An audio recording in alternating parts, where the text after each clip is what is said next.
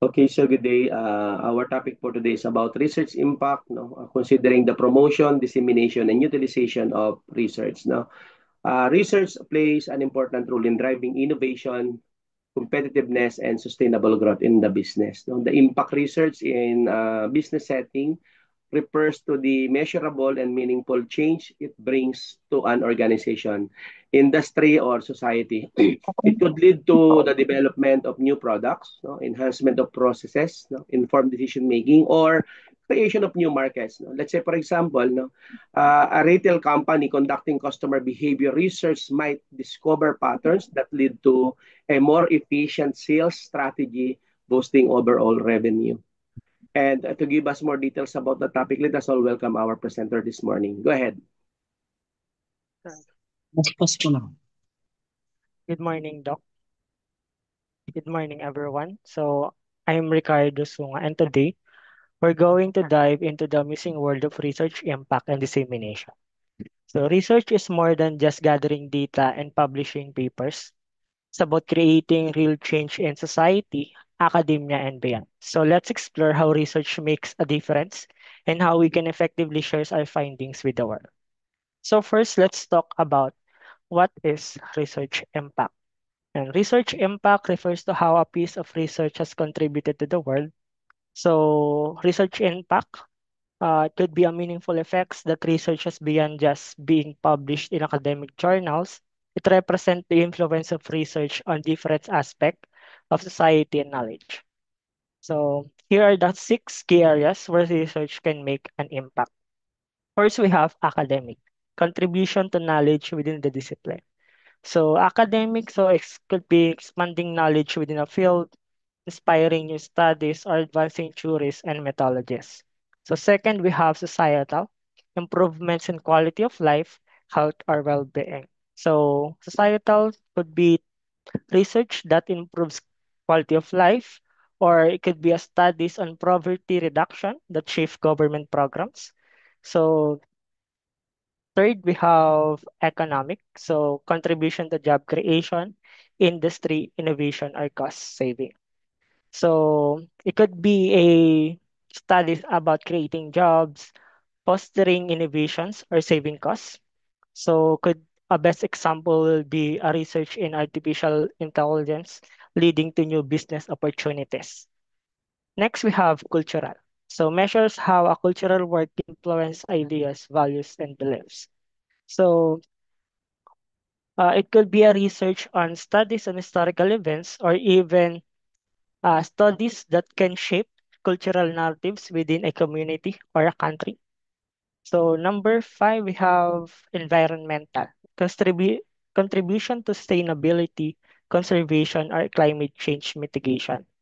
So in this study, so it could talk about the conservation of energy, or we can talk about tackling the climate change. So could be a research on renewable energy, improving green technology. Last, we have health. So improvement in medical practices, public health outcomes, or patient care. So advancing medical treatment, so it could talk about public health strategies and patient care. So an next example will be a research on vaccines leading to disease prevention. All in all, research impacts the effect that research has on the world around us. Impact isn't just measured in citations, it's about real world change. So, next we have measuring research impact.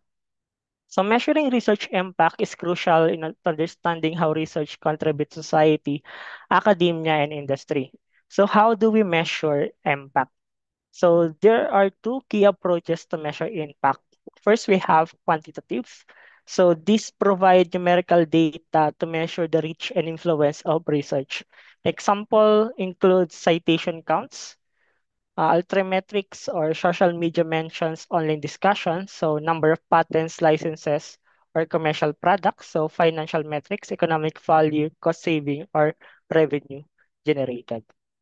So next we have qualitative metrics. So these focus on the broader effects of research that are harder to quantify. Example of this includes case studies or stories or real-world examples of how researchers solve societal problems. We could also s- include here stakeholder feedback, so insights from communities, policymakers, or industry leaders on the research usefulness. We also have descriptive narratives of influence on policies, communities, or industries. So both type of these metrics help demonstrate the value of research to funders, institutions, and the public, ensuring that research effort leads to meaningful impact beyond academia. So next is why measure impact. So measuring research impacts is important for several reasons, as it helps to assess the value and relevance of research in contributing to societal, academic, economic, and policy outcomes. So measuring impact is essential because it ensures that research efforts leads to meaningful outcomes. So why should we care about measuring impact? Here are the four key reasons why it matters. So first is accountability. Research often relies on funding from governments, institutions, or private organizations. Measuring impact help demonstrate that these investments lead to valuable investments. So second, we have learning and improvement. So help researchers refine methods and increase the relevance and accessibility of their work. So by tracking impact, researchers can refine their methods, improve accessibility, and make their findings more relevant to real-world problems. Third, we have high recognitions. Highlight significance contribution to academia and society. So measuring impact highlights significance contributions, helping researchers gain credibility in their field and increase their career opportunities. And last, we have resource allocation. Inform funding decision and research priorities. In research allocation, so by measuring impact, funding bodies and institutions use impact assessment to determine which research areas deserve continued or support or increased support. So in short, measuring research impact helps justify funding, refine methodologies, promote recognition, and guide future research priorities. So next, we have creating policy briefs from research. So what is a policy brief?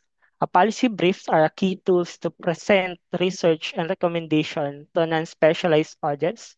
They serve as a vehicle for providing evidence-based policy advice to help readers make informed decisions.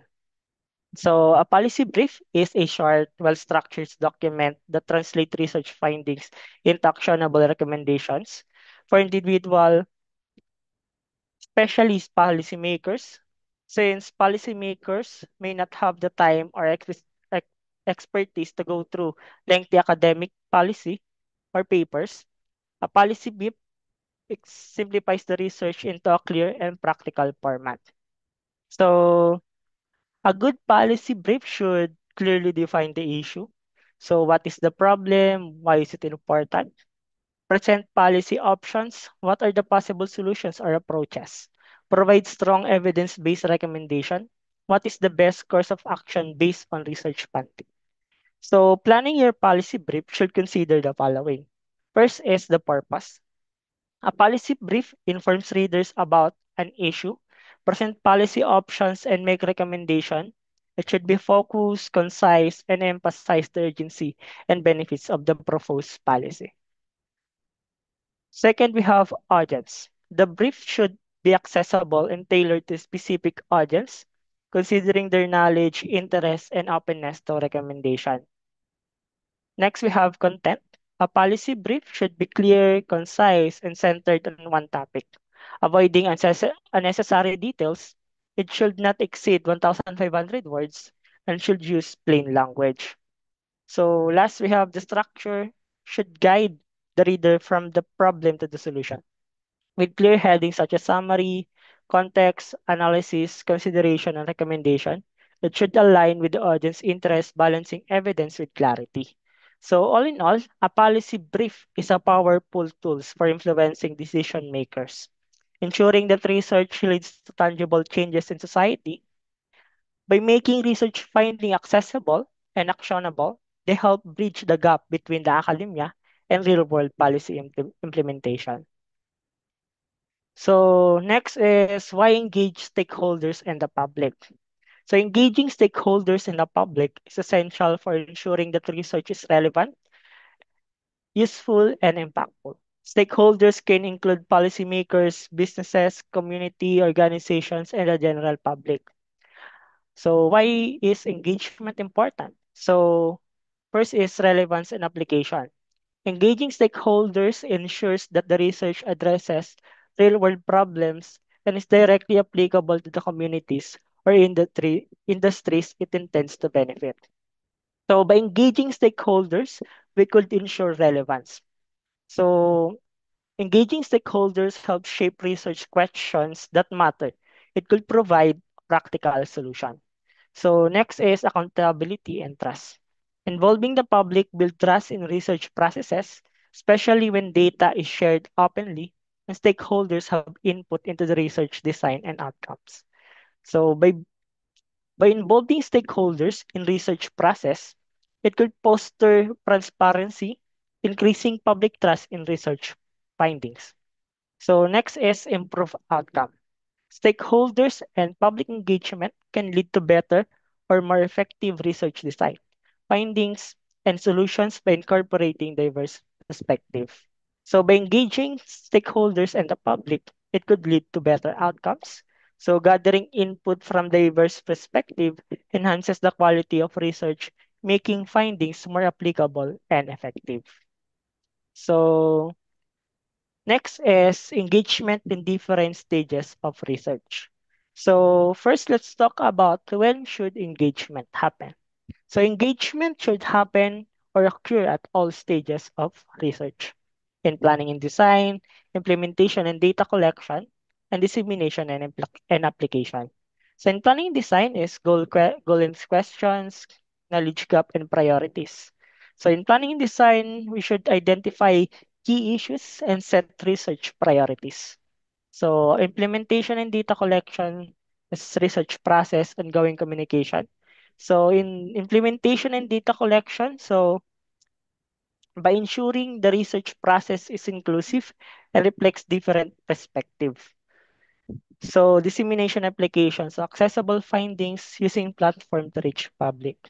So by sharing findings in accessible way, we could encourage real-world application of the research. Magkakape ako. So Ano by ba nagabi? actively engaging stakeholders, researchers can increase the likelihood of their work being used to drive policy changes, improve industries, and benefit society as a whole. So next is dissemination. So how can we share research effectively? So dissemination refers to the process of sharing research findings with stakeholders, ensuring they are accessible and understandable to diverse audience. So dissemination, so it could refers to the process of making research findings available and accessible to different audiences. So audiences includes academics, policymakers, businesses, and the general public. So by doing dissemination, we could ensure that research doesn't just stay in journals, but reach those who can use it. So what are the purpose of disseminations or goals of dissemination? First is raise awareness. Let other knows what you are doing. So by raising awareness or by dissemination, so we could inform people about key findings and why the research matter. So next we have inform, educate the community. So by informing the community through dissemination of the research, it helps people understand how research apply to real world issues. Next is engage, get input or feedback from the community. Engaging stakeholders, we could get input and feedback from those who can benefit from or implement the research. Next is to promote, so sell your outputs and results. So promote research findings. So we should ensure that the research reaches the right people in the right way. So next is the methods of dissemination. So we have three kinds or three ways to disseminate. So first is the traditional methods, though this include academic journals, books, conferences. So in traditional methods, so it includes the uh, thesis, feasibility studies, and other forms of academic journals, books, and reports. So next we have digital methods. So it includes blog, social media, podcasts, infographics, videos. So in digital methods, which we could consider the modern approach, so it talks about the power of social media in informing the public. So social media includes Twitter, LinkedIn, YouTube, Facebook, Instagram, and other forms of social media that we can use to disseminate research. Could also include blogs and website sets, podcasts, and webinars. So last way is stakeholders specific methods. So this include workshop, training sessions, policy briefs. So in this is we could do a training sessions uh to give example or to give conclusion about the findings of the research. Next is the timing or the timing of dissemination. So next is first we have early dissemination. So sharing preliminary findings for feedback. In early dissemination, it could be pre or during research. So an example of this will be preprints or conference talk. In early dissemination, or by doing early dissemination, we could promote the research and get more funding for the research. So next is ongoing dissemination. Engaging stakeholders throughout the research process. In ongoing dissemination, it talks about regular updates with regard to the research. It could be through blogs, social media, or stakeholders meetings. So next is post-completion dissemination, sharing final results for application and adoptions. So publishing findings in journals, reports, or public presentation. These are the example of post-completion dissemination. So by using the right mix of dissemination strategies at the right time, researchers can maximize the reach and impact of their work. So last we have is why use social media for research dissemination. So we all know the power of social media in terms of informing the public. So social media has transformed the way research is shared and consumed. It provides a fast, broad-reaching, and interactive way to communicate findings beyond traditional academic circle. So why use social media for research dissemination? First is it increases visibility and citation rates. Research that is widely shared online has a higher chance of being read, discussed, and cited. Next is facilitates networking and collaboration. So platform like Twitter's and LinkedIn help researchers connect with peers, funders, and stakeholders worldwide. Last is translate complex research into digestible content. So using videos, infographics, and simplified summaries make research more accessible to a wider audience. So what is the best practice for research on social media or for content consideration? First is use plain language to make contents understandable. Incorporate visuals like infographics, short videos to capture attention. So keep the content bite-sized, concise, and engaging posts work best. So use strategic hashtag to boost discoverability. So by leveraging social media effectively, researchers can expand their audience, foster collaboration, and ensure their findings make a real-world impact. So, yeah. And so to wrap up this presentation, so research is powerful, but its impact depends on how well it's shared and understood. By measuring impact, engaging stakeholders, and leveraging multiple disseminations method, we can ensure that research makes a meaningful difference. So thank you everyone for listening. Okay, thank you so much. No, research promotion in business involves the strategic efforts, to raise awareness and interest in ongoing or completed studies. This ensures that research outputs gain visibility among stakeholders such as investors, no, employees, customers, and partners. Promotion can take many forms, as our presenter mentioned, either through webinars, white papers, product briefings, newsletters, or social media campaigns. For businesses, no, effective promotion creates a narrative of thought, leadership, and innovation, attracting potential clients and collaborators who value evidence-based practices. Dissemination goes a step further by ensuring that research findings are systematically shared with the right audiences. Now, in business, this includes internal dissemination to departments like research and development, no, marketing, or operations, as well as external dissemination to industry groups, regulatory agencies, or academic communities. No, and a business that publishes its finding in industry journals or present them at trade conferences demonstrate transparency, enhances its reputation, and contributes to the broader knowledge economy. The utilization of research refers to the actual application of research findings in business decisions, strategies, or operations. Research utilization ensures that study don't sit unused but instead inform policy formulation, product innovation, market position, or customer service strategies. For instance, a startup that uses feasibility studies to guide investment decisions significantly reduces risk and increases the chances of business success. So for business, bridging research to practice is essential to remain competitive in dynamic markets. So when companies embed a research mindset in their corporate culture, they not only stay adapted but also continuously improve operation based on real data. So this is particularly important in industries like technology, healthcare, and finance, where rapid changes demand evidence-driven responses. So the economic and social impact of research is also a vital dimension in business research that leads to employment generation, sustainable practices, or social responsibility.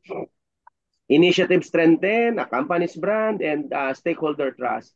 Let's say, for example, no, environmental research that leads to a company reducing its carbon footprint not only save costs but also aligns with consumer preference for eco-conscious brands. No, to ensure impact, business must include or to ensure impact, businesses must invest, no, in collaboration and partnership with academic institutions, research firms, and innovation hubs. And this partnership provide access to new methods, tools, and talent while also amplifying research outputs across wider networks. So such collaboration often lead to a co-authored publications, joint ventures, and co-founded innovations project that drive long-term growth.